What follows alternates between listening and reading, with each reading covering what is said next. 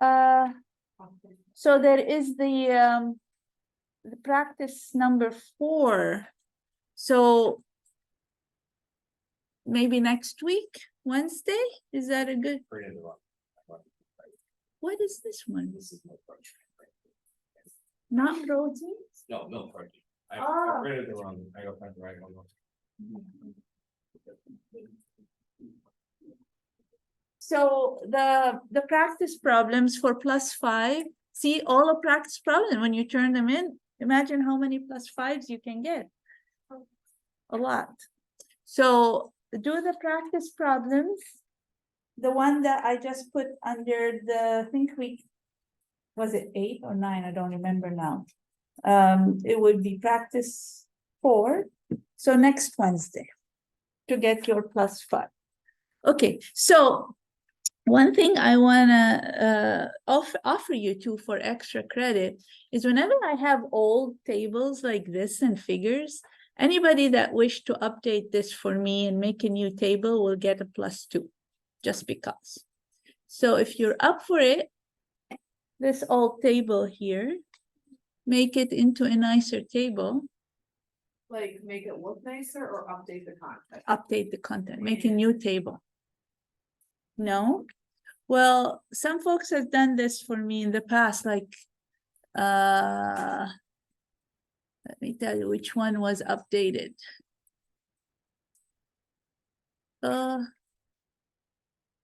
This was updated. It was a very old figure. Somebody did it for me and they got +2. So if you're desperate,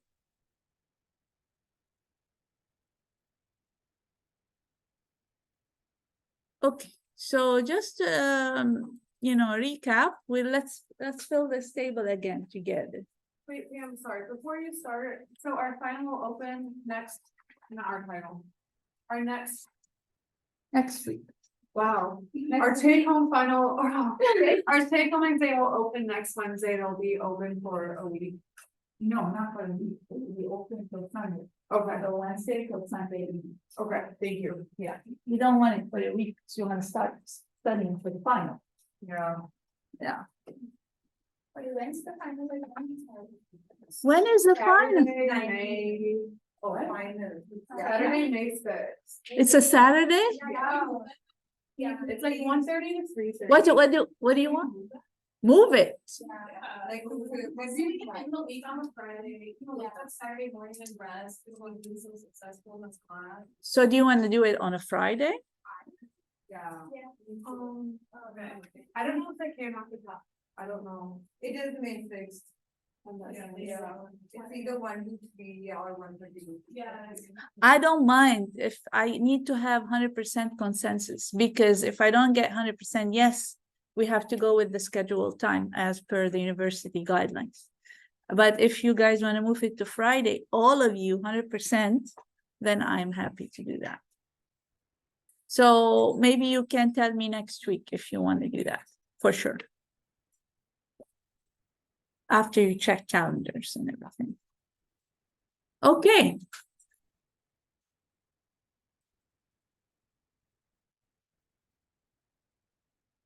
All right. So, amino acid distribution. What's the difference between casein and whey? Yes. Casein is more anti-static, whey is more globular. Well, yeah, molecular structure, whey is globular, but amino acid distribution, yes. So you have casein is more, why is it not moving? There. Highly antipathic, meaning the amino acids that form clusters, hydrophilic, hydrophobic, whereas in whey, they're regularly distributed across the sequence. Oh, I went ahead. Molecular structure, well, you said globular. Whey protein globular, casein open structure.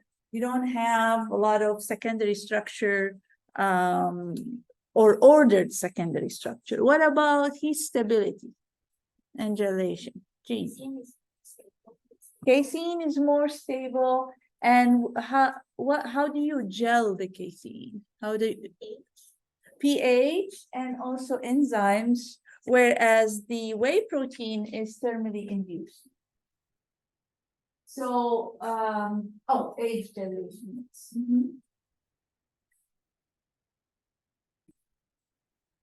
Association. How do caseins associate? Calcium phosphate bridges. Yes, and they form what? Micelles. They form micelles. Whereas whey proteins, they are either in a monomer or a dimer or octamer, depending on the pH. Okay. Sensitivity to enzymes. Caseins are highly sensitive, and then whey, it resists enzyme digestion given its globular. Upon denaturation, it becomes more accessible to enzymes. What about surface adsorption and emulsification? Casein. So casein, you have the open structure, it's very surface active, whereas whey, it needs to be denatured in order to be surface or absorbed easily at the interface. Solubility, casein versus whey. Highly soluble. Casein is highly soluble. More soluble.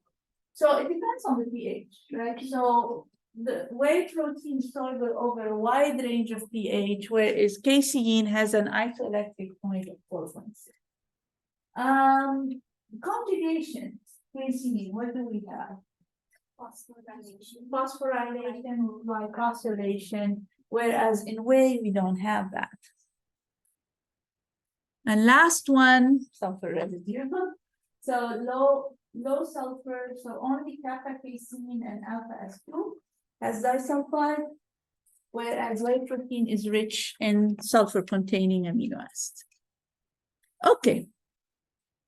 So just a throwback before we talk about functionality of dairy proteins. Functional properties are related to molecular characteristics, including, let's try to remember, relate your structure to function.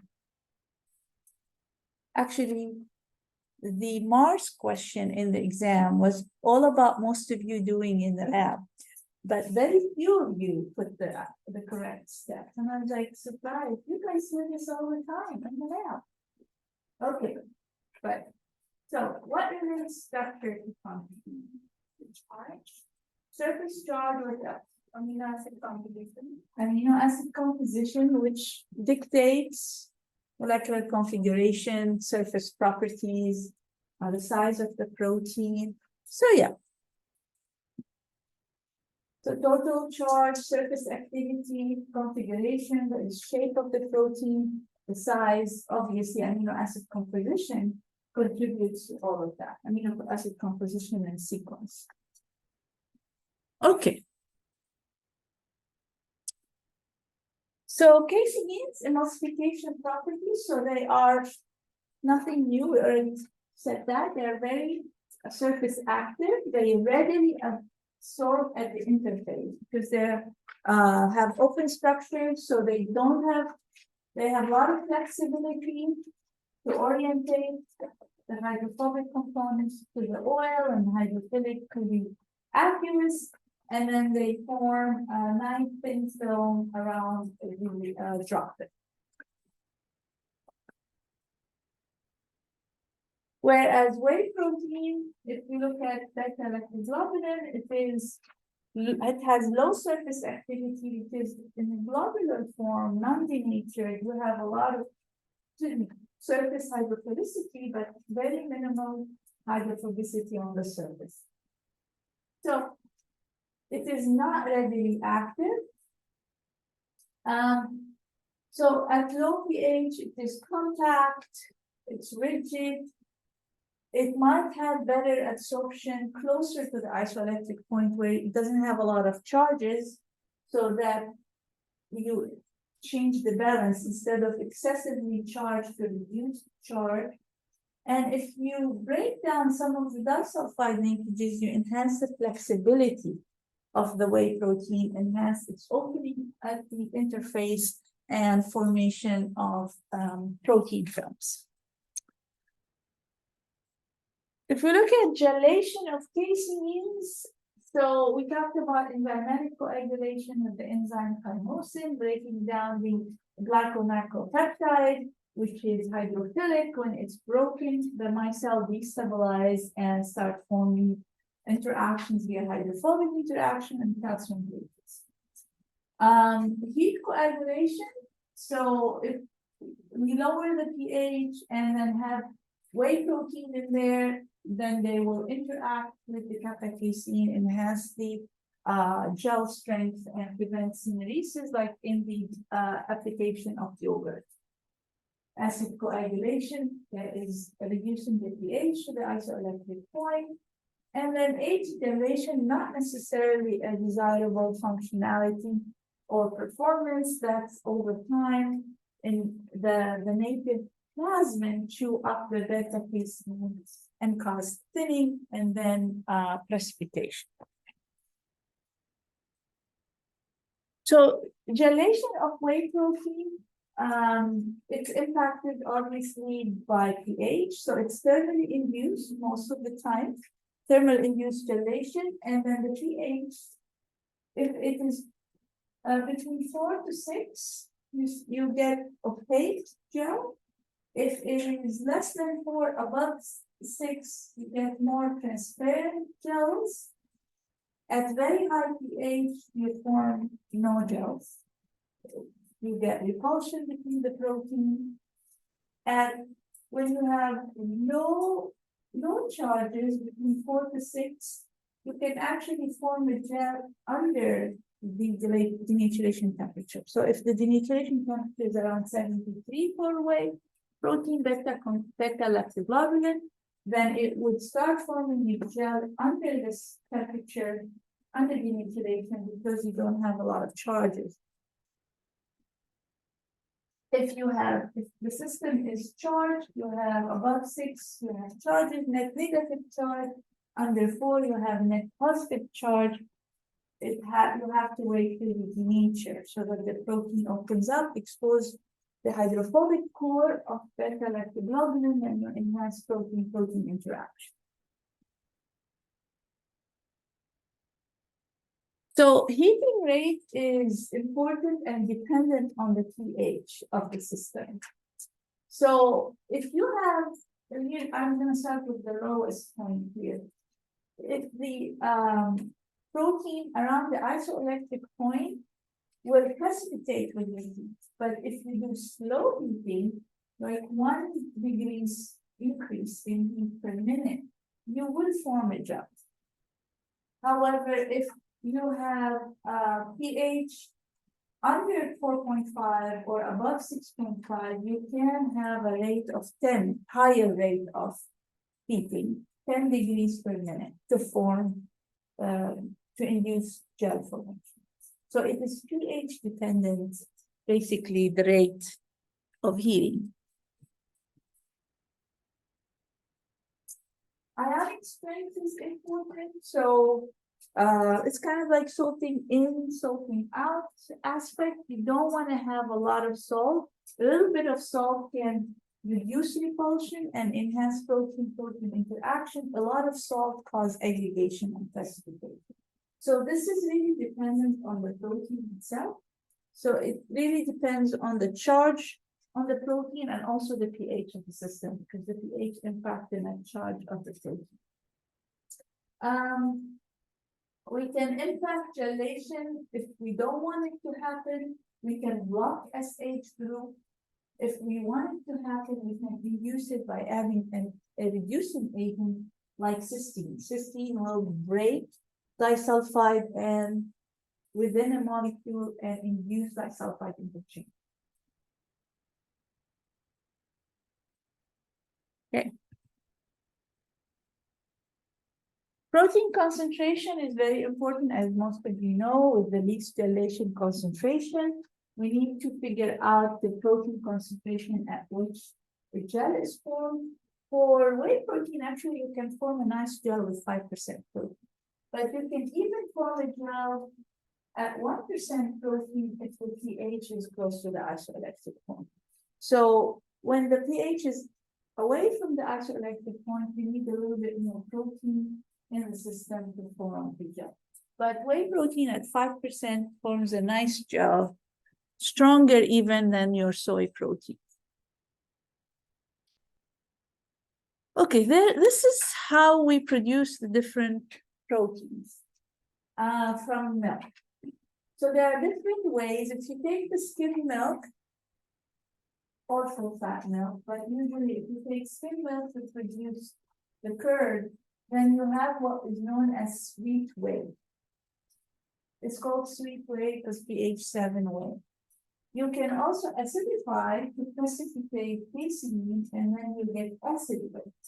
So there are two types. Usually the sweet whey has better functionality than acid whey. If you go that route of pH and acidify, when you neutralize, you get what is known as casein. If you neutralize with NaOH, you get sodium caseinate. If you neutralize with calcium hydroxide, then you get calcium caseinate. So before you neutralize, though, when you acidify, you separate the casein from whey, and then you take the casein that is precipitated by acid, then you neutralize to produce sodium or calcium caseinate. And then there is the whey. With the whey, you can do multiple things. If you do ion exchange, like Agripor, they produce whey protein isolate with ion exchange, then you can get a really nice, high concentrated whey protein isolate, above 90% protein. And usually the ion exchange whey protein isolate has more beta lactoglobulin and very little alpha lactalbumin. Lactoglobulin, alpha lactalbumin, yeah. Okay, so, but if you do membrane filtration, I'll show you in a minute, you can get a concentrate anywhere between 30% protein to 80% protein, depending on how many cycles your protein goes into the membrane. And then you can get an isolate too by membrane filtration with over 90% protein. So that process involves microfiltration, ultrafiltration, and diafiltration, and I'll show it to you in a little. If you take whey protein and just heat it, you would get a coagulum. So you would get a coagulated protein called lactalbumin. And this doesn't have a lot of functionality other than adding for nutritional benefit. It doesn't have any functional behavior that is useful. If you take skim milk, heat in presence of calcium at a specific pH, you co-precipitate both casein and whey. Not a lot of use for that product either, other than nutrition. All right, so here's the membrane filtration to concentrate protein. So whey protein. So you get the cheese back, you're producing cheese, and you're getting your byproduct side stream, which is whey. If you run ultrafiltration, you get a permeate that is a bystream. Usually, if you take that permeate and remove lactose, you get a byproduct called D-lactose whey or D-lactose permeate. It usually goes for animal feed that has a little bit higher protein, like concentrated protein than the whey permeate. So the retentate now is you have most of your proteins, but you still have a lot of lactose, you still have a lot of phospholipids. So depending on how many times you wash it, like do diafiltration and run it through the membrane, you can concentrate the protein. So you can go from 34% protein to 80% protein. So in the market, you have whey protein concentrate 34, 50, 60, and 80. You'll find different whey protein concentrate. Of course, the price goes up with higher protein. But to get the higher concentration, again, more washes, more running through the membrane. But this is ultrafiltration. Ultrafiltration, that's it. Now, if you want to produce an isolate, you can take that whey protein concentrate and run it through a microfiltration. When you run it through microfiltration, it's bigger pore size. So your permeate is your whey protein isolate. What's retained is your phospholipids and any large molecule aggregates that whey protein got denatured in the process and formed large aggregate will wind up in the whey phospholipid. So microfiltration, contrary to what you would think, would come next for isolating whey protein rather than first. First, it's microfiltration. You get a whey protein concentrate that is rich in phospholipid and lactose still and some large aggregates of protein. Run through the microfiltration, you get the smaller molecular weight whey protein that are not aggregated. You remove a lot of the phospholipid. And then if you diafilter after this using ultrafiltration membrane, you can purify further as well. Okay, questions? Okay. So this few tables summarize characteristics.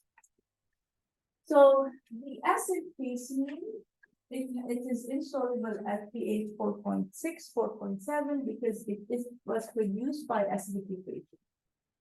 Acidification reduces calcium and phosphate, they leach out into the whey. So it's actually has low calcium and phosphate. You can resolubilize if you increase the pH.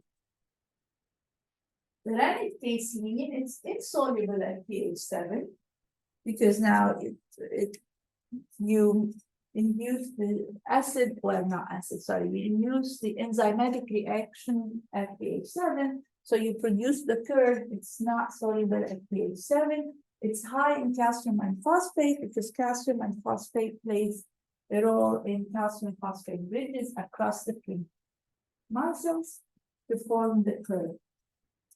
If you want to solubilize it, you can sequester calcium. If calcium is removed, then the casein is solubilized. Both are meat stable, very good flavor stability, very high nutritive value. PR protein efficiency ratio 2.5, and if you look at PDCAS, it has a PDCAS or more. I usually use casein in the animal model as a control protein because it is bioaccessible, complete protein. Okay, applications. You can use caseins in breakfast cereal, snacks, baked goods, a lot of different applications.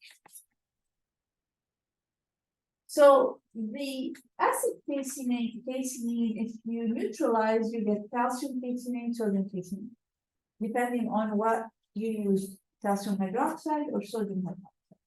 If you use calcium casein, if you produce calcium casein, it's cross-linked. You have, because of the divariant calcium, it doesn't form a true solution. So it's mostly a dispersion or a suspension. It's opaque, it's white. That's why it's used in with topping, creamers, imitation cheese. Sodium casein is soluble, is flexible. It is very good emulsifier. Has very high water binding capacity. I don't know if you noticed in the research meeting last week, a few of the presenters kept saying water holding capacity, and I was trying, I don't have here the full. Like, this is water binding. Please. I think it's due to the literature. I remember once I was writing one literature review, I was so confused because most of them are providing both binding dash holding dash whatever it goes like that. So it makes everyone be confused. I was confused too. Yeah. And because we don't have any standard terminology for proteins functionality. But yeah, so reduce highly viscous solutions due to high binding capacity, water binding capacity. It's translucent instead of being opaque, has a lot of different applications, diverse applications compared to calcium caseinate. A lot in baked goods, meat products, nutritional beverages, infant formula, very, very wide application. The example I gave at the beginning of the semester is the muffin, adding sodium caseinate to the muffin to enhance the viscosity of the batter and the emulsification properties. Whey proteins, they are a good source of sulfur-containing amino acids. They can be produced from acid or sweet whey, but mostly sweet whey is what we will see used for production of whey protein concentrate and isolate. The lactalbumin is the one produced from just heating the whey, and then you get the aggregates. They don't have a lot of functionality, insoluble, sandy, gritty, used as nutritive supplements or enhancement. Whereas whey protein used in a lot of different applications, beverages, baked goods, texturized products, a lot of different applications. That's it for dairy proteins. Any questions? Good question. Yes. So which part of the milk protein would give the allergy reaction? Both. Both. There can be both. People in the past used to assume it's only protein, but actually some people are allergic to whey protein as well. So is there anything that we can do to like, make a drink for people with milk allergy or? Okay, so, I worked for about 4 or 5 years on allergens, proteins, and gave up. There's nothing works. Basically, in order to have a hypoallergenic protein that has allergy, you have to break it down to a lot. So, if you like dipeptides, amino acids, maybe tripeptides, but because when you hydrolyze a little bit, like pH or 3 to 8, let's say, you might break down some epitopes, the regions in the protein that are immunely active, but then you might open up new epitopes. So the research we've done, and we found that we get syrup from individuals that are allergen, and then we modify the protein. And then when we do the immunoreactivity assay, we see that for some individuals we reduce immunoreactivity, for some individuals we increase immunoreactivity. And we published paper with negative findings. That, this and this does not really cause hypoallergenia. I have a follow-up question on that, but did you say glycation, some studies showed that glycation reduced allergy? And in some studies, like in ours, the glycation for some patients increased immunoreactivity. Okay. So it's just very individual based, and it's very varied. So it depends on the source of the protein, which The source, the modification, and the individual who is allergic, because we get the blood from people that are allergic to certain proteins, and we take the immunoglobulins, the antibodies, and some antibodies become more reactive, and some become less. Yeah, it's very different. And I gave up. I worked with an immunologist from University of Minnesota and another one from Mayo, and they all gave me substance here, and the results were all over. And graduated students and say, wow, to allergens. No, we cannot resolve it. So for babies, for example, actually, one person from Amano was attending the short course, and he wrote to me and asked me about allergenicity for baby formula. And she said that they have to break it up a lot to become hypoallergenic. And I said, yeah, the infants can't yell at you and tell you, I don't want to drink this because this is so bitter. But for human food, we cannot make the hypoallergenic. So sad for the babies. Yeah. Yes. Yeah, Can you comment on the general characteristics of acid phasing versus redox phasing? Like the difference in microstructure or gel? yeah, so the gels, you have so many different types of gels. You have acid gels, you have thermally induced. So for example, yogurt is a gel, but it's very, very soft. Thermally induced gels usually are more elastic and more, they have better strength than acid induced gels. Yeah. Exactly. If it's very steady about the microstructure. Oh, microstructure, I don't know if there is, I haven't looked into that. I have several examples that I did, I can't remember if they showed microstructure difference, but I'm sure there is. Microstructure difference. In the neutral or neutral pH and thermal induced, you have more fiber formation method. Whereas in the acid phase, you don't have that fiber. But, yeah. Yeah, It's like whatever research you have done, have you observed that people are allergic to more like milk proteins or lactose? Like, oh, lactose is not an allergy, lactose is lactose intolerance. So lactose, they lack the enzyme lactase, that they cannot either break down the bond into glucose and galactose, then it causes irritation. It cannot drink the milk if it has that. So it's a different lactose sensitivity and then allergies always, almost always go. Yeah. The immune response is known to be proven. Okay, good. We'll start the next topic. And then I'll give you a break in 10 minutes. All right, plant proteins, your favorite. So putting away dairy and moving into plant, and the most common plant protein is soy. So we're gonna spend a lot of time talking about soy, but also over the years, I started including pea and chickpeas because they're legumes, they're not oil seeds. Okay, let's see. What do you know about your friend soy? Nothing? You don't know anything about soy? So sad. So you can't guess here? A and B. Even B we don't know now for sure, based on Holly's work. But in soy we know. In soy we know that the ratio of glycine to beta-glycine impact functionality. Actually, talking about allergenicity, glycine is not the main.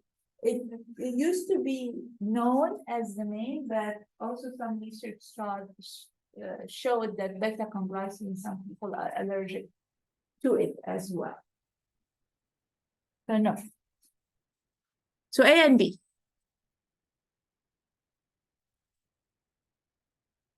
We introduced 11S and 7S and this terminology in the first or second lecture. So what do you remember here?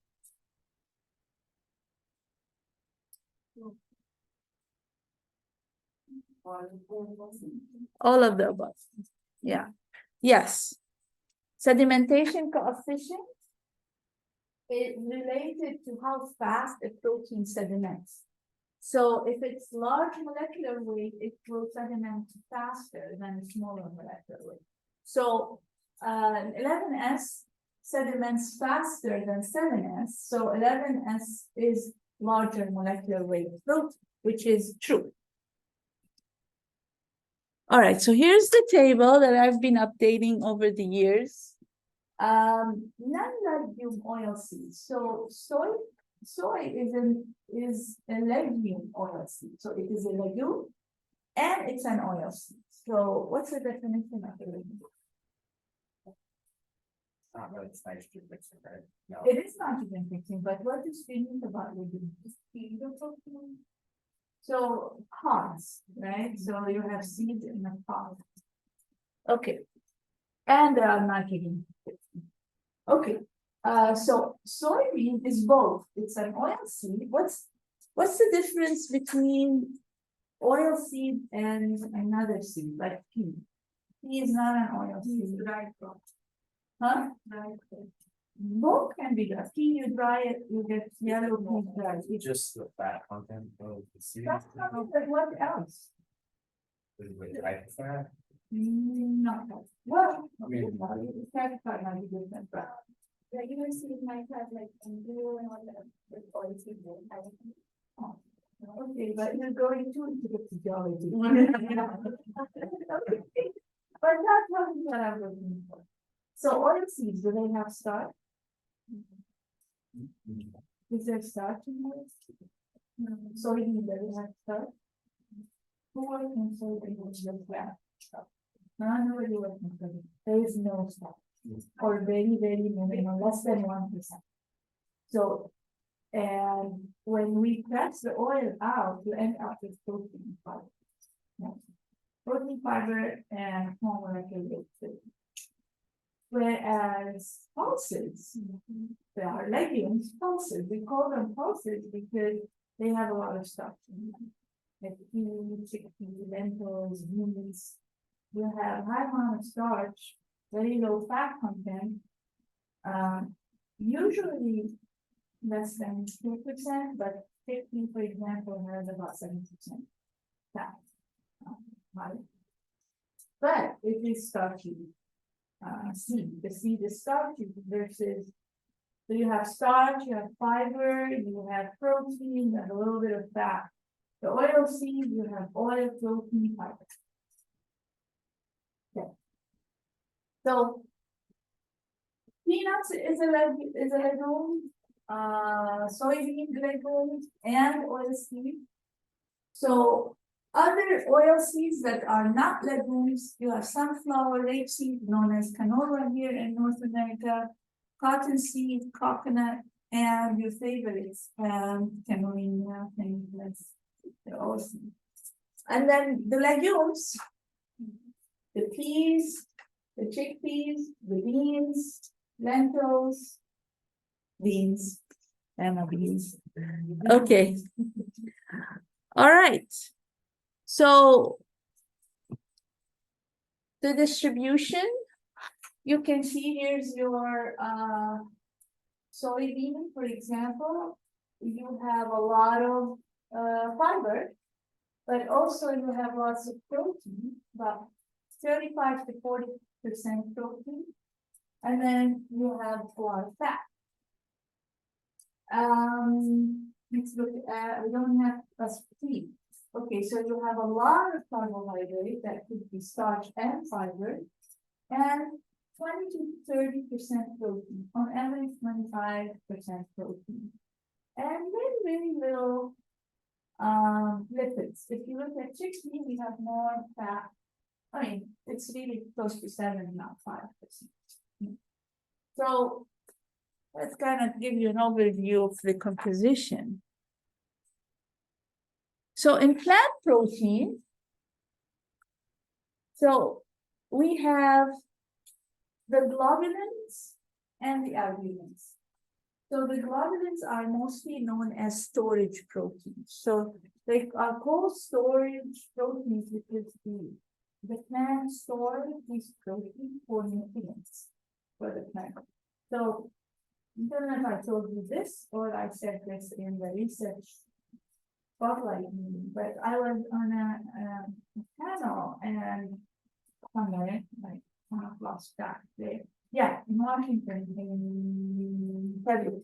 So I got a question, it's like, is it possible to convert the plant protein to become like whey protein? And I said, hold on a second, physiology. Think about physiology. The cow makes the protein to feed the calf. The plant doesn't care about you. It's making the plant to feed the plant itself, for the nutrients of the plant. So the plant has the storage protein to benefit the plant growth, plant physiology, and these are your globulin proteins. Albumin proteins are mostly structural proteins. So they don't have like nutrient function for the plant other than mainly for structure of the plant and mostly enzymes, cofactors, enzyme inhibitors. That's a heterogeneous mixture of protein that we don't really care about much because they are not as functional for us for food application as globulin proteins. So if you think about, we talked about in the first couple of lectures, the solubilization. What is globulin soluble in versus an albumin? So, go ahead, Yi. Albumin is soluble in water, and then globulin is in salt. Yes, so albumins are water soluble, globulins are salt soluble. So master of what is it called? Extraction? The dye, yeah, that dye. Osborne fractionation, we fractionate the water solubles, these are your albumins, and then the salt soluble, these are your globulins. Okay, that's based on Osborne classification. All right. So highly soluble, they are complex, and sometimes they're complex with saccharides and nucleic acid, and they don't have really functional contributions in our food applications. So in legumes and oilseeds, we have those classifications, 11S legumin and 7S viscerin. So in peas and chickpea and beans, we call them legumin and viscerin, but in soy specifically, I don't know why soy is so special. 11S legumin is known as glycinin, 7S viscerin is known as beta-conglycinin. But glycinin belongs to the legumin fraction of globulin, and beta-conglycinin belongs to the classification that is known as viscerin. And this would be glycinin is 11S, beta-conglycinin is 7S. So these are the ones that contribute to the functional properties in food. And these are the fractions of the proteins in legumes and oilseeds. So we have the 2S fraction, which is mostly albumins.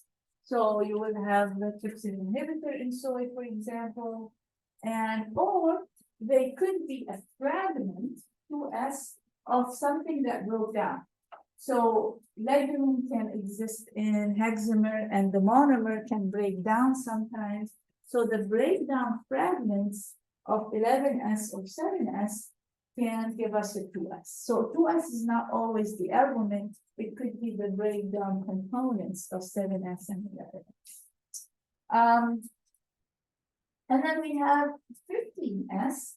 These can be a polymer, like a soluble aggregate can form, and it can be a bigger molecule, so it will have a higher sedimentation coefficient due to formation of aggregates. So 11S to 7S ratio is important in terms of functionality in general, but it varies between species. If we look at soybeans, the ratio of 11S to 7S ranges between 0.5 to 0.8. However, in peas, the range is much, much wider, can be between 0.2 to 8. A lot of variability. Those of you that were at the meeting last week, we talked about the variability of pea, and there was one presenter, Brennan Smith, talked about the huge variability in pea. So, but anyway, so it's commonly known that the 7S component of soy specifically have better emulsification characteristic, and 11S has better gelation. We'll talk about the structure of those and determine why one would be better emulsifier than the other. All right, take 5.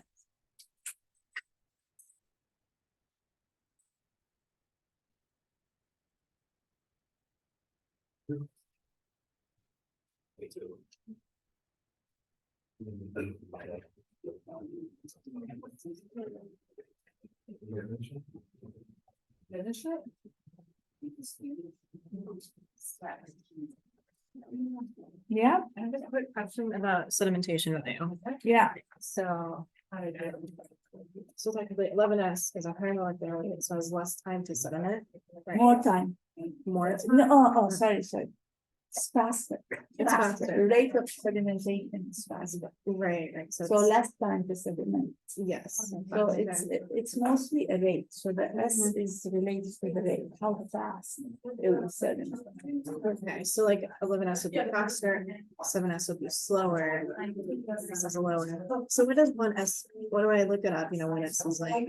10 to Yeah, it's a negative rate. 13, it's- It's a rate. So what would 2S technically be? Is it like? It's not a linear relationship. Oh, it's not. So yeah, if you go to my slides from, I don't know if I have it open here, but I can. Because I did look this up very, when you first talked about it.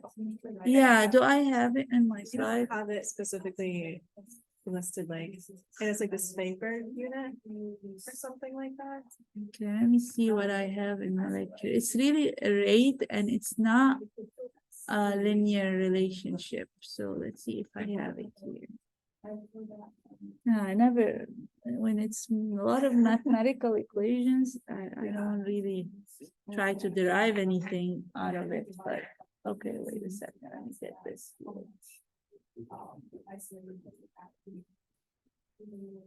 Oh, is it come here? Oh, okay, yeah. So I think at the very end.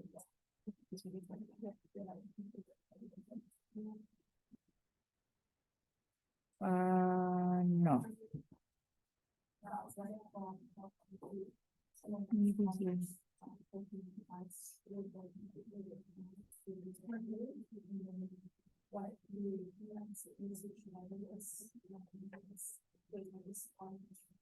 Yeah, Yeah, so 1S is, 10 to the negative 13 seconds, so what's 2S?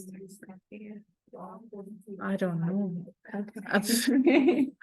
I don't know. All I want you to know, as far as I'm Okay. concerned, that it's a rate and it's not linear. So this 7S plus 8S does not equal 15S. Yeah, yeah. So I get that. you cannot add them up. Yeah. So it's non-linear. So I don't know Alright. what, if it's not linear, what is it? But it's not linear. You cannot add it up. I try to look it up too. and Why are you interested in that? I was curious. I don't know. Curiosity Yeah, kills the yeah. cat. I'm like, it doesn't make sense. Like, what is 2S? No, I don't know how they came up with it. It's Okay. probably just experimentation Yeah. by just okay. calculating the rate and Yeah. determining that this One's what faster, one's equivalent to slower. the 2S or. Yeah, I'm sure there is a, if it's not linear, I'm sure there is an equation that gets you what 2S is. Yeah. Yeah. Okay. Yeah. Into Okay. that, yeah. But also gravitational force plays a role too. Yeah. So yeah, it has it's to all be a yeah. same gravitational force if you're comparing to S7S. Yeah, okay, but yeah, go figure it out on your own.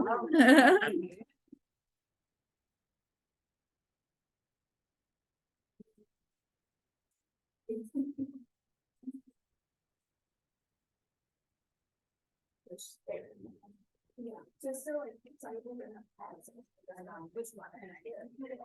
No, they're not. I'm sure that, yeah, it's like,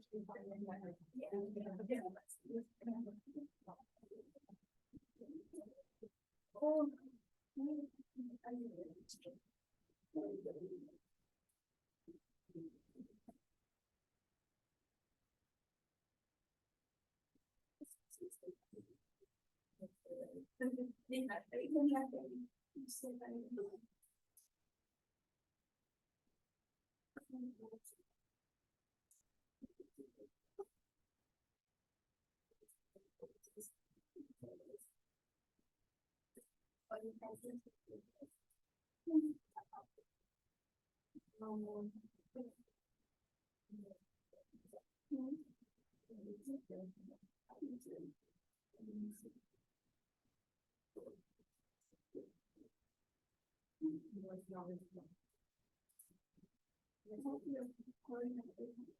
Oh, right. So, it's good.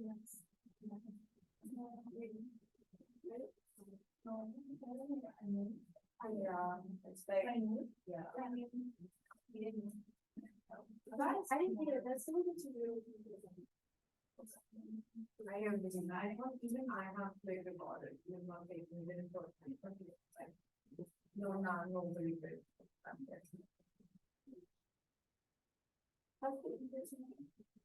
I have never not. I attended one class where he ended the class not. No, that means like online. So you. I generally don't. It's like 5:40, 39. There is no. There is no one. I haven't watched it. I haven't. Say.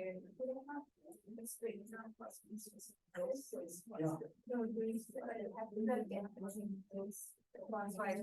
Yeah, that's what we told in our.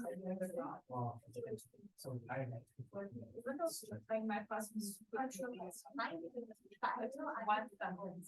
said he's going out of he might be working, might not. He's like, I really don't want to take you, like, I don't care. Anytime that. Like, I don't care.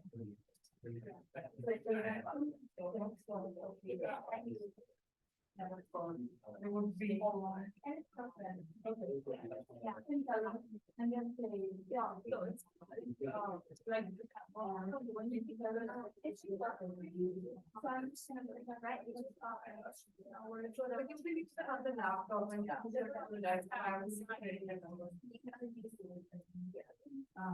Download the whole.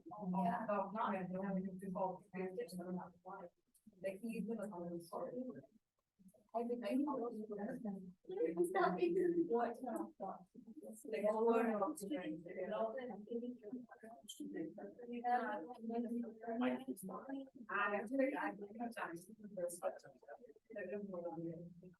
want to talk right then I'm like.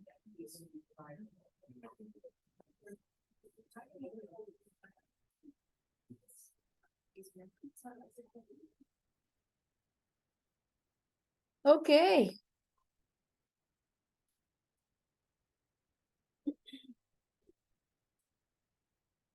So what do I want you to know from this stuff? Why is the door open? You wanna close it? I think everybody's, no, except that. All right, we got you. Okay. We got it. Pam, so before you start, in storage protein or in legume oilseeds, we have 11S legumin and 7S bitumen, and then it's the same thing as glycine and beta glycine, it's just not called that. In a legume and oilseed proteins. So the glycine and beta glycine is unique for salt. Specific. And the beta glycine is visceral. So they belong to visceral and legumin category, but they have their own names. Okay. Now that's unique for salt. Now why? I don't know, because that's how it. I don't know the history, why it's so special about it. It's visceral is beta glycine, and it's legumin is glycine. Thank you. Yeah, all right, so we already said that legumin has a sedimentation coefficient of 11S. So when you read literature, you often see them put together, 11S legumin or 11S lysine. You often see them together. And then this is something that you know already, some of you from running size exclusion chromatography. And we call this the legumin hexamer, has an average molecular weight in the range of 300 to 400 kilograms. So legumin is high in acidic amino acid and also in the basic amino acid arginine. Low in, not low is, low in sulfur containing amino acid. So soy in general or legumes in general are deficient in cysteine kind. So that's why they are generally low in sulfur containing amino acids. It's very rarely glycosylated. It might be, but less than 1%. So it's not glycosylated like vicillin is. Vicillin is glycosylated. So the makeup of the legumin, it's made up of 6 monomers. Okay, each monomer, so the monomer, if you look here, you have the blue ball and the blue ball and the black ball. You see the red line here, that's an indication of the disulfide linkage. So a monomer is acidic, the black is acidic, and the blue is basic. And the black, if you notice, is a little bigger than the blue. So everything here is passed through. So it's a little bigger because the molecular weight on average is about 40 kb, 35 to 40 kb, and the basic subunit is about 20 kb. So it is small. Now, this blue plus the black, when they are linked together, this is a monomer because the acidic and basic are subunits. So together, linked together by disulfide linkage is called a monomer. So here you see how many monomers? 3. 3, very good. So this is 3 of the monomer. So that's a trimer, but 11S is a hexamer. So basically 11S has 2 trimers on top of each other, like that. So you have a trimer and a trimer, you form the hexamer. Okay, so what I want you also to see is the black. Let me go back up one time. So you see the red, we said this is disulfide. The black line indicates hydrophobic interactions. So the monomers in a trimer are linked via hydrophobic interactions. Okay, so that's monomers are arranged in trimer via hydrophobic interactions. So each trimer is a hexagon, has a hexagon shape. And then the 2 identical hexagons or trimers form your hexamer. And how they are stabilized, so the dotted lines that you see here is a mixture of hydrogen bonding and ionic interactions. That keeps your quaternary structure together in a hexamer format. Okay, now this is the information I want you to know, but I'm not going to ask how many cysteine residues or how much is the homology. Homology meaning the sequence, amino acid similarity in amino acid sequences. So I'm not gonna ask about these details. Acidic subunits are high in glutamic acid. I will not ask you that. Yeah, everything else.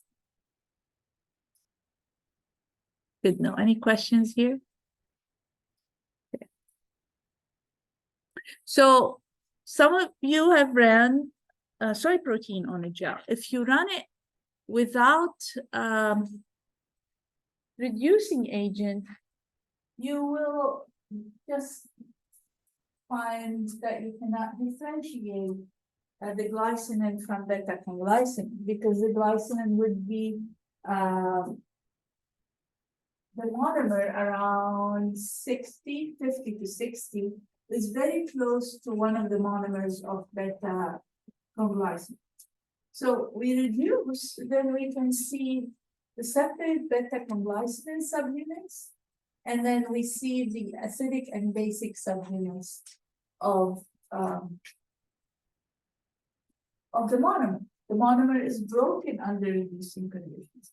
Also, you want to remember SDS breaks what kind of bond? No SPS. Not covalent, so it kind of dissociates the hexamer. It dissociated into monomers. So you'll see monomers go down the gel because we break hydrophobic, ionic, and hydrogen bonding. But when we add the reducing agent, it's gonna break also the disulfide linkages, so we also see the subunits. The monomer breaks down into the subunits, acidic and basic. So we see the acidic and the basic subunits. Yeah, in Under. commercial soy, we do get separation, and that's because like it doesn't smear like that and not reducing. Oh, yeah, because, well, I think it depends on how much you go Oh, to on the gel. okay. But if you run it under non-reducing, you definitely see the monomer around 50 to 60. Or, yeah. Then you see it break down under reducing conditions. You see these two bands, acidic and basic bands under reducing conditions. Okay. And this is another lane where I specifically point out the different beta-conglycerin. We have different subunits. So beta-conglycerin will see multiple bands because you have alpha prime, alpha beta, different subunits. And then the glycine, the acidic chain, we also see a lot of different banding because we have genetic variants. So we have multiple acidic chains, A1, 2, 3, 4, and then you have the basic chains. Also, there's different variants. So it's not really a single band of a single protein because of the variants and differences in the amino acid sequences. So it's still a subunit, but it varies a little bit in the amino acid composition and sequence, and we call it genetic variants within the same protein. So this is, Fan made those images, cool images for me, and here it just shows the disulfide linkage between the acidic and basic. The green is basic and turquoise is acidic in this thing. Again, just another visualization of the acidic and basic subunits and the different molecular weight.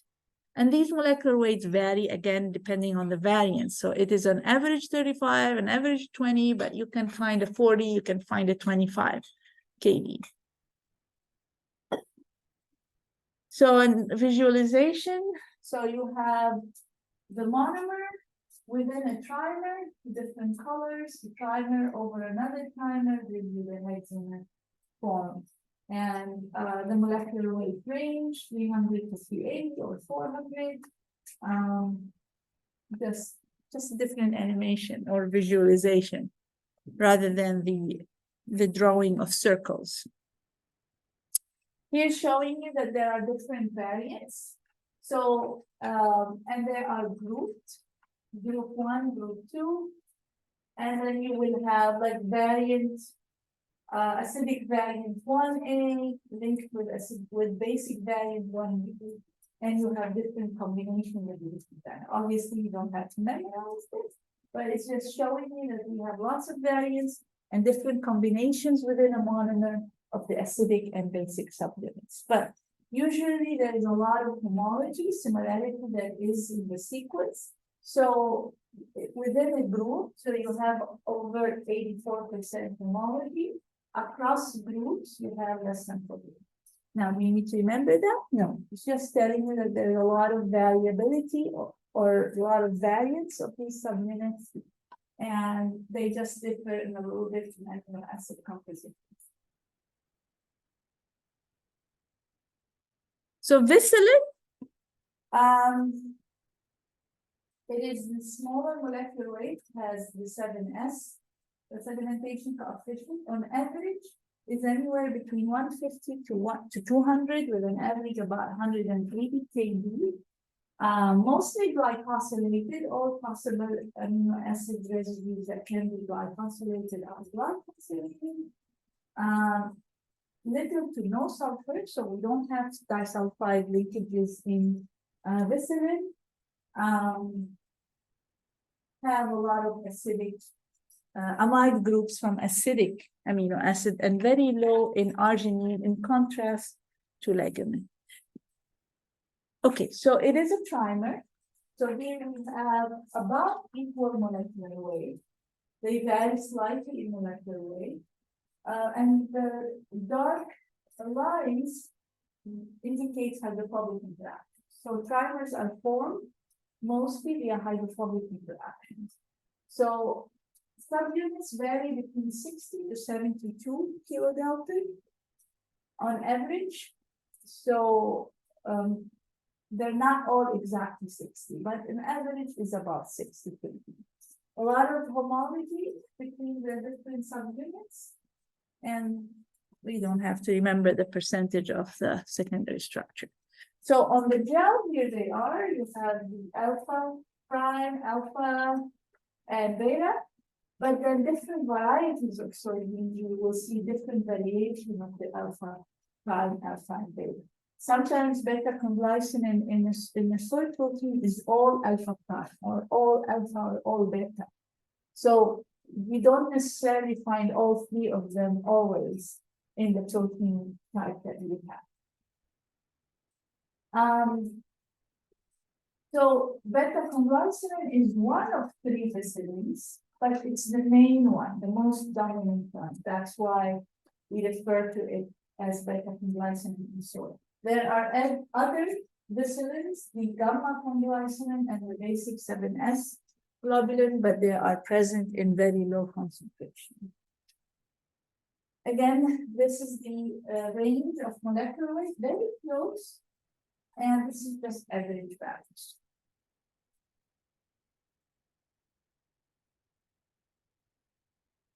So they're all acidic subunits. There is no basic, but the beta is more hydrophobic and it stays in the core of the three subunits.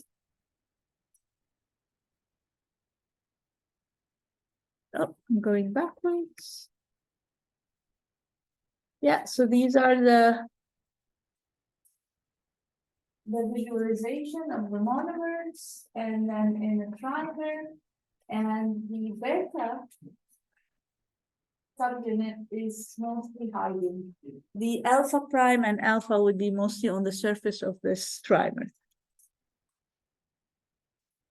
And this just shows you another visualization. This would be the glucoside or glycoside attached to the protein, and similar information, just different visualization. Here it's just showing that we have different varietal differences between species, isolated. Some are heterogeneous, some are homogeneous. So alpha 3, beta 3, so that means all the monomers are alpha, all the monomers are beta. Sometimes you have a combination with no beta. Sometimes you have each one of them. So they exist, the trimer exists as a heterospecies or homospecies. In P, we have conviscerin. We don't have it, we don't see it in soy. It's usually referred to as 8S. So it's not 7S. It's slightly bigger than 8S. It has a larger molecular weight, around 290. And it is oftentimes it's 4 subunits, not 3 subunits. This model here shows only 3 subunits, but it says here it's based on beta-conglycinin, which is a 7S. Conviscerin is really 4 subunits, but not a lot of literature on conviscerin because it's not in soy, and soy has been studied for many years, so there's not a lot of literature on convisilin to accurately state it's definitely 4 units and all of that. Okay. So molecular properties of soil that we're going to talk about a little bit. We're going to talk about association and dissociation. So they associate as a hexamer, as a trimer. Under different conditions, they dissociate. So we're going to talk about the association and dissociation of the quaternary structure. We're going to talk about its solubility, the stability at different pHs, also the impact of ionic strength, heat stability, and susceptibility to enzymatic hydrolysis. So you're going to be super expert in soy protein after this. All right. So the association dissociation is impacted by ionic strength, pH, and temperature. Also, protein concentration plays a role. Presence of denaturing solutions like, let's say, urea or SDS or reducing agents. So that is going to change how they are formed, going from a 15S to 11S to 7S to 2S. So it shows here that protein concentration can drive it. If you have high protein concentration in solution, you might form soluble aggregate at particular pH, ionic strength, and temperature. If you change the parameter and reduce the concentration, you can go to smaller molecules. And then you can reverse the conditions as well. So you can go from a dissociated state to an associated state and vice versa. So this is what I mean. This is a visualization of what happens. So you have your hexamer. If you reduce the ionic strength, you might dissociate the interactions, the hydrophobic, hydrogen bonding, and then the ionic strength. So you will have a trimer. If you add detergent, or if you increase the pH or reduce the pH a lot, you will dissociate the trimer into monomer.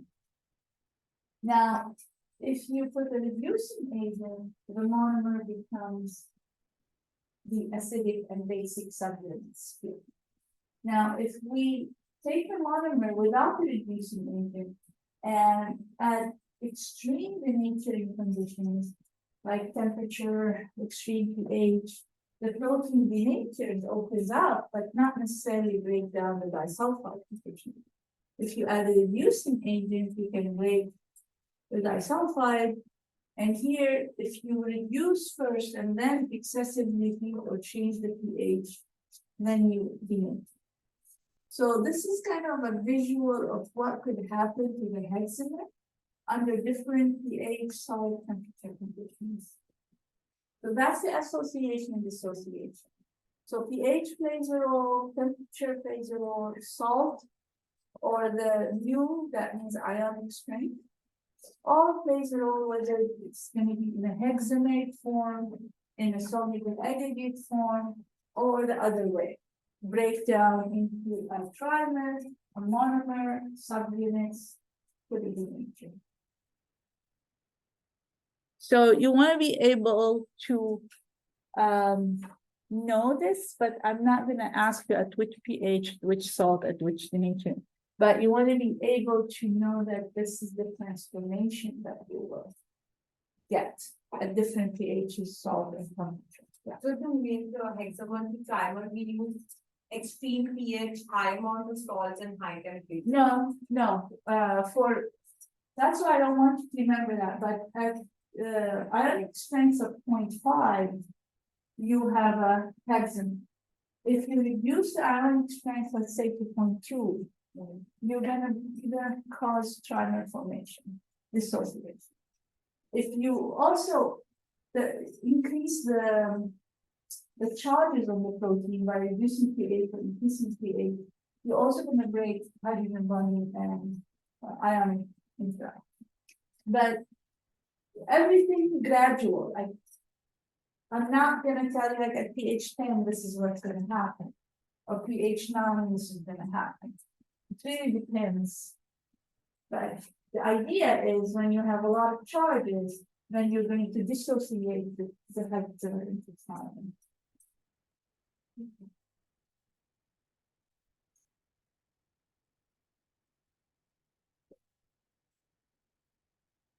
Yeah, here's some examples, but I'm not gonna have you remember that. So glycine has ionic strength of 0.5 at pH 7.6, it's a hexane.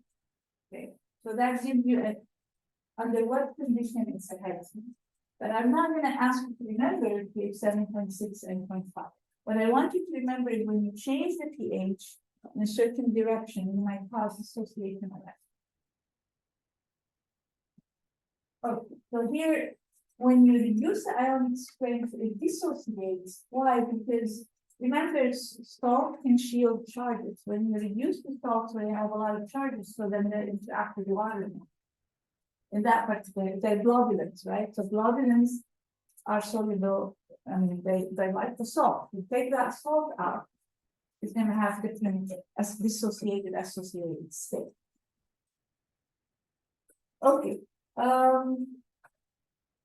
Again, I'm not gonna have you remember the numbers, but what the point is, change the pH, change the ionic strength, you're going to change the state of their quaternary structure.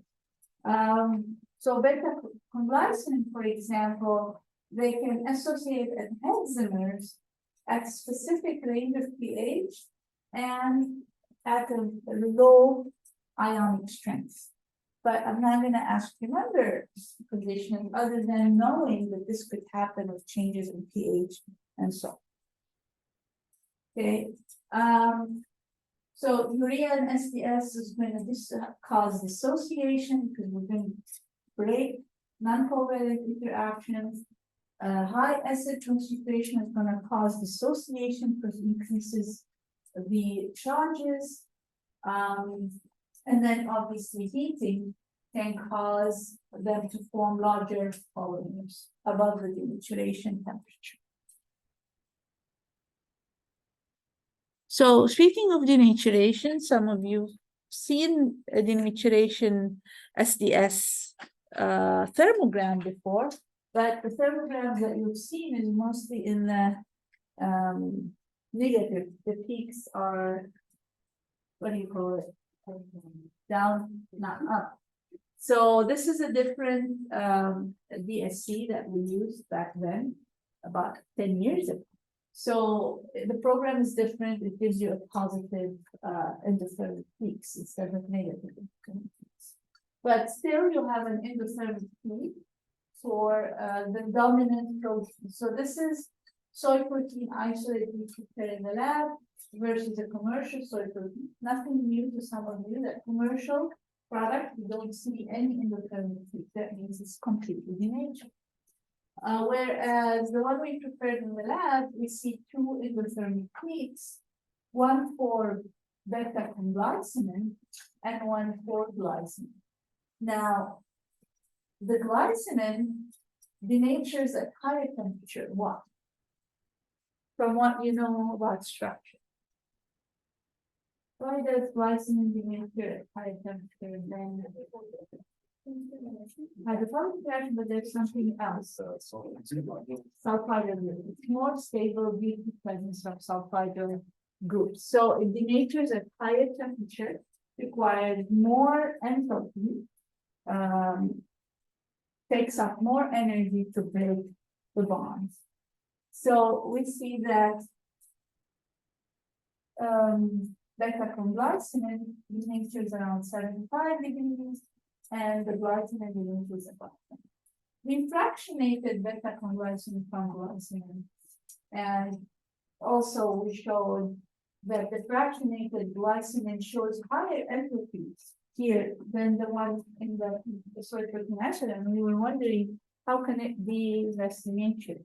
But then if you guys that run DSC, you know that we prepare the concentration of the sample at what? What's the protein concentration? 20. So we prepare it based on 20% protein.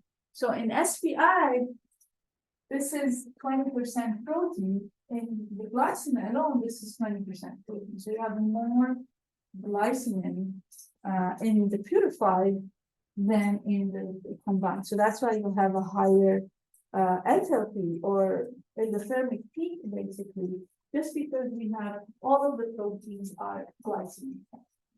Now, this will make more sense here when we look at pea protein, for example. You're also familiar with this graph. You've seen pea protein before, many of you.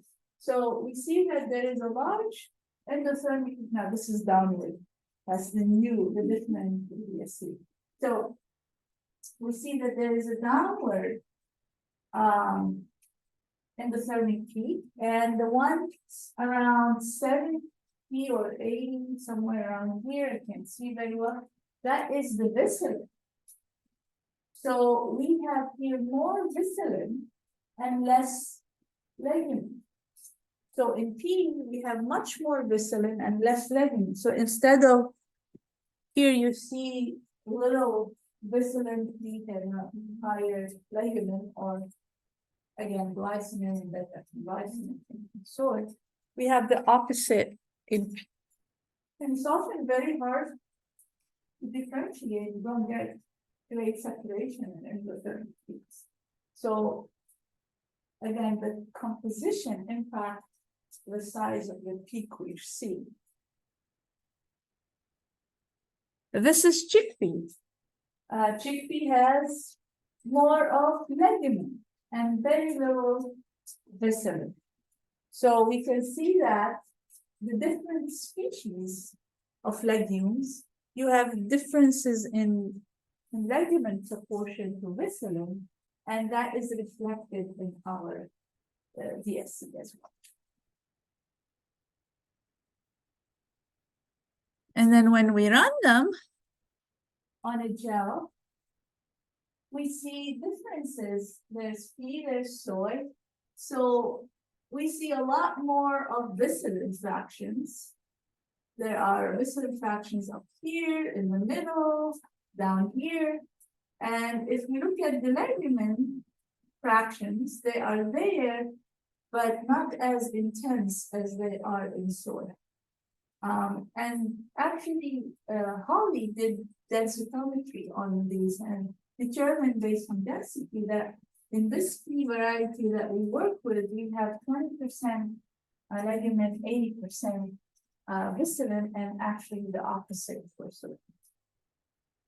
Yeah, and then here we see convisceral. We don't have a convisceral in beta-lactoglobulin. In soy, we have beta-conglycine fraction, the alpha, alpha prime, and beta.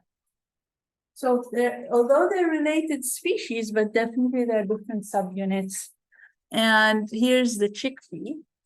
In chickpea, we have the convisceral is there, but if you look at the acidic and basic subunits are different than in soy. Although you have more of the legumin, they have a lot of genetic variants. We have a lot of different gammas, all belonging to acidic and basic, which is different than soy. So even though it has very high legumin to visceral ratio, like in soy, but the components are different.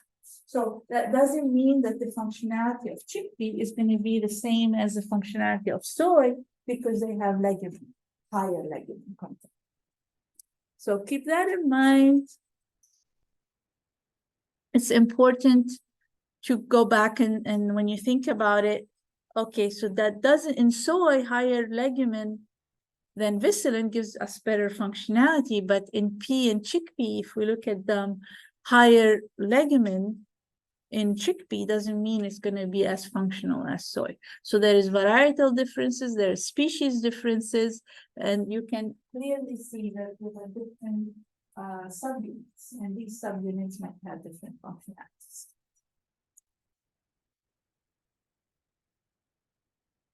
Solubility, very bad for soy at acidic pH, or pea, or chickpea. So if you look at anywhere between 3 to, I don't know, 5.5, you really have 10 to 20% solubility. So not very good solubility at acidic pH, given that those proteins are very hydrophobic. So at pH close to the isoelectric point, hydrophobic interactions govern. So we don't see good solubility, but we see really high solubility at alkaline pH. Do you remember why alkalinity causes higher solubility, Charu? Because more groups get charged. More groups get charged such as which amino acid can get charged. Yeah. Oh my goodness. O minus coming Yeah. from which amino acid? Even like, Tyrosine. Tyrosine gets the other OH groups, but tyrosine is the one that mostly get ionized at alkaline pH. Also, cysteine can get ionized at this alkaline pH. So we see much higher solubility at alkaline pH. We'll do the recap later. Okay. Okay, the next couple of slides I like a lot, so pay attention. So this comes from at least over 20 years old. Some of you were only 1 year old when that was, right? Like in 1,000, wait, you were 1 year old, was the math? What? You were more than, were you born 99? 90, okay, we year and a half then. That's fine.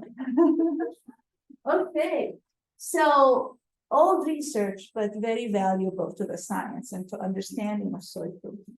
So I don't update that slide from your view because I like it. All right, so here is they're looking at glycine. So the legumin from soy, they fractionated it, and they looked at its solubility over different pHs at different ionic strengths. So that for you will, if I show you this graph in an exam, you're gonna tell me what you're seeing.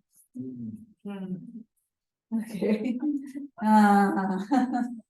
All right. So let's look at ionic strength 0.5. At ionic strength 0.5, look at the solubility. It's very low at acidic and keeps increasing. You don't see a dip. At 0.5, you see that solubility increasing with pH. So these guys found out that when the ionic strength is at 0.5, the acidic groups of glycine predominate the exterior of the protein 12 times. So they are on the surface of the protein 12 times more than they are when the isoelectric point is low. So the acidic groups are more charged and less hydrophobic than the basic groups. So when they are at the surface, they are dominating the solubility chart. So when we increase the pH, we're ionizing the carboxyl group. So you have a lot of acidic groups in the acidic subunits. So you have a lot of acidic amino acids. So as you increase the pH, you're ionizing them. You're losing protons. So when you're ionizing them, then they become more soluble and they are on the surface, right? So the whole protein becomes more soluble. Okay. But why is it low solubility at low pH? Why is that? Because at low pH, your carboxyl groups is going to get protonated. So you're going to lose charge. So they're going to get protonated, and at high salt, 0.5, ionic strength, you have salt is competing for water, and you don't have a lot of charges now because so salt is shielding the remaining charges, and most of your carboxyl groups are protonated, so you don't have a lot of charges. and the salt is interacting with water more. Okay, so is this clear? We want to repeat the strength at 0.5 ionic strength. Well, if you repeat it, I'm happy. Okay. Repeat, absolutely. Okay, so at 0.5 ionic strength, the acidic subunits of glycinin is on the surface 12 times more than the base. And the acidic groups have a lot more, because they're acidic, they have a lot more acidic amino acids. So at acidic pH, they're going to get protonated. The carboxyl group is going to get protonated. So the negative charge is no longer there. It's protonated, so you lose charge. And then with a lot of salt, 0.5, the salt is shielding whatever remaining charge is on the surface, so you don't have a lot of solubility. Okay, when we increase the pH, the carboxyl groups are going to give their proton, they're going to be ionized, they're going to interact with water. So as we increase the pH, though we get more water interactions because the acidic groups are dominating the surface of the fluid. Okay, so you have net negative charge interacting with water and has solubility. If I look at lower ionic strength, the 0.2 or 0.03, you have your regular solubility chart kind. So the glycinin now at low salt, it remains somewhat soluble because you don't have the shielding of the salt that's happening here. So you have solubility here. And then you lose solubility around the isoelectric point because now the basic groups are a little bit more on the surface. So you have hydrophobic interactions and less charge because the basic groups are now more on the surface. So you will lose solubility. As pH increases, you get back the net charge and you have enhanced solubility. All right. So this is recorded, so you can also hear me say it again and study it so that you can. Okay, now this is another one. All right, so you were 7.5 years old now. Okay. When this research was done. Okay, so here it is looking at the acidic subunits and the basic subunits and glycine. So not only glycinin, they took glycinin and then they also fractionated glycinin to acidic and basic. And they wanted to understand which component has what effect on the solubility. So we look at the basic subunits, really it has poor solubility across the board almost. Why? It has very high hydrophobicity. The acidic subunits behaves like the regular, so having good solubility here, good solubility at acidic and alkaline. But then you lose solubility around the isoelectric point, so it behaves regular, what you expect. So why is that? Let's look at the amino acid composition. So basic subunits has 47% of its amino acid as hydrophobic, very high hydrophobicity. Whereas the acidic subunits have 36. So the basic subunit almost 50% hydrophobic in terms of amino acids. So the hydrophobic interactions dominate. So if you look at the 4 amino acids, alanine, valine, leucine, and alanine, we call them critical amino acid because they are very hydrophobic. So if they are present at over 28%, 28 or above, so they have hydrophobic interactions called. Acidic has those 4 critical amino acids at 20%. So when you have that high of hydrophobicity, and especially those 4 amino acids, so you see that the basic subunit doesn't have solubility and has very poor solubility over a wide range of pH, because you have hydrophobic interactions dominating when you don't have a lot of charge in the system. Whereas the acidic, you have a lot of charges, hydrophobicity is not as high, therefore it is impacted less by the pH. And electrostatic interactions governs more than hydrophobic interaction. Now, why both the acidic subunit and the glycine have similar, yeah, that is a hint from the paper before it. So you tell me why acidic subunit behaves similar to the glycine? What did we say is on the exterior of glycine? More acidic. The acidic subunits are on the exterior, especially at ionic strength of 0.5. So if it is on the exterior, then it's dominating the behavior of glycine. So therefore, glycine and acidic have the similar. Please, isn't that cool? It's really cool. Cool science. Okay.